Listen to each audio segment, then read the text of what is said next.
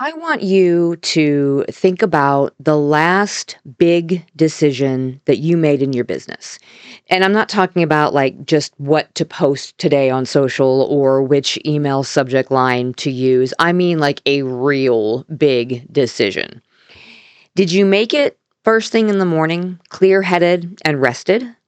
Or did you make it at 11 o'clock at night after 100 smaller decisions you had already made, mostly because you finally had a free minute and you just wanted it off your plate?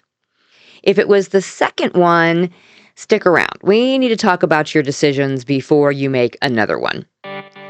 Welcome back to Small Business Simplified. I'm Karin Velez, multi-passionate entrepreneur and your business big sister. Last week, we talked about burnout, about running on empty and knowing when it's time for a real change. Today, we're going one layer under that exhaustion to a piece of it that most solopreneurs never really think about. And that is the sheer number of decisions moving through your head every single day and what all of them are costing you by the time you get to the ones that matter the most for your business. I have run more than one business over the last 25 years, and I can tell you from experience, the businesses of mine that struggled most weren't the ones where I just made bad, big decisions. They were the ones where I was too fried to make any decision very well, big or small, because I never protected my energy for the ones that counted. Let's get into it. Every decision that you make pulls from the same limited pool of mental energy, whether it's picking a font or picking a business partner. Protecting that pool for your most important decisions, rather than trying to eliminate decisions altogether, is really what moves your business forward the best. And let's start with the science behind this, because this isn't just a feeling that you've been having at the end of a long day. It has a name, and it's called decision fatigue. And researchers have been studying this for decades. The foundational idea comes from psychologist Roy Baumeister, who in the late 1990s proposed what he called ego depletion.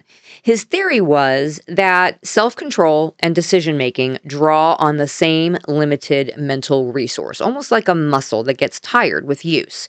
Make enough choices, resist enough temptations, and that resource runs low. Whatever decision comes next just gets harder to make. Now, I want to be honest with you about the research here because good information matters more than a tidy little story arc here. Baumeister's original findings sparked a huge wave of interest. But in 2016, a large replication study involving more than 2,000 participants across 23 different labs failed to reproduce the original ego depletion effect under controlled lab conditions.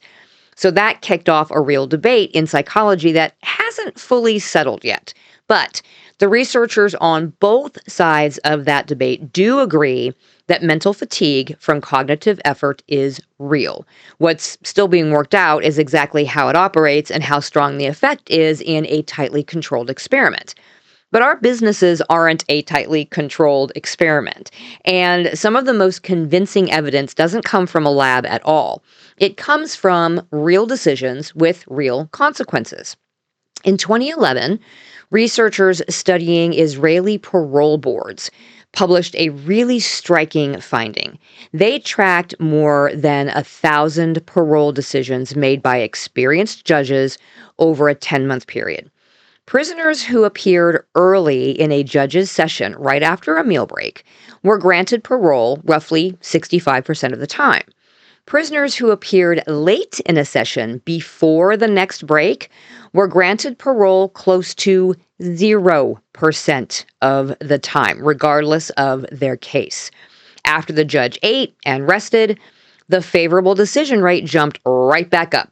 Same judges, same legal standards. The only thing that changed was how depleted the judge was by the time your case came up. Now, that study has its own critics. Researchers have pointed out that, the case order wasn't fully random and the size of the effect might be overstated. But even skeptical reanalysis of that data still finds that something about serial decision making, whether it's mental depletion or just a related pattern, was pushing the judges toward the easier, more conservative choice as the session wore on. Now, Stanford researcher Jonathan Levav found something very similar, but in a much lower stakes setting. He watched customers build custom cars and custom suits, choosing options like fabric and trim and color, just one decision at a time. As the sequence of choices went on, people stopped engaging with each option carefully. They started defaulting to whatever the preset option was, just to be done with making the decisions. The number of choices didn't change, but the customer's willingness to think carefully about each one did. So if you put those threads together, here's what holds up across the research. Tired decision makers, whether they're judges or car buyers or us as business owners, drift toward the easiest option, the default, the status quo, the answer that requires the least amount of new thinking. That is your brain doing exactly what an overworked system is built to do, conserve effort. The problem is that easiest and best for your business are not always the same choice. So this hits tiny business owners and solopreneurs differently than it hits someone who's on a larger team. When you work inside a company, decisions get spread out. Someone else decides the health plan. Someone else decides the vendor. Someone else runs the numbers on the new hire. You still make plenty of choices in a day, but they're divided up amongst a lot of people, and most of them never touch you at all. When you're running your business solo or with one or two people, every decision funnels through you. What to charge, what to post, whether to take the client that maybe feels a little bit off, which invoice to chase today, whether that ad is working, what to say in the email you've been avoiding. None of these decisions are sorted by size before they land on us. They just arrive, one after another, all day, every day, mixed together, tiny and huge, in the same breath. By the time a decision that truly deserves your full attention shows up, say whether to raise your prices or to bring on a subcontractor or to sign a bigger client, your tank is already running on fumes from 50 smaller choices that you made without even noticing that you were making them. And because solopreneurs rarely have anyone checking in on their workload the way like a manager would for an employee, this pattern can run on for months before you notice what it's costing you. You just start feeling foggy by the early afternoon, or you catch yourself saying yes to things that you would normally think twice about, or you keep putting off the one decision that would really move your business forward because some part of you knows you just don't have the bandwidth to think it through properly right now. And the good news is you don't need to make fewer decisions. You can't. Running a tiny business means you're the only one making the calls. But what you can do is get intentional about which decisions get your full mental energy and which ones just don't need it. So the first thing is to build a decision hierarchy, okay?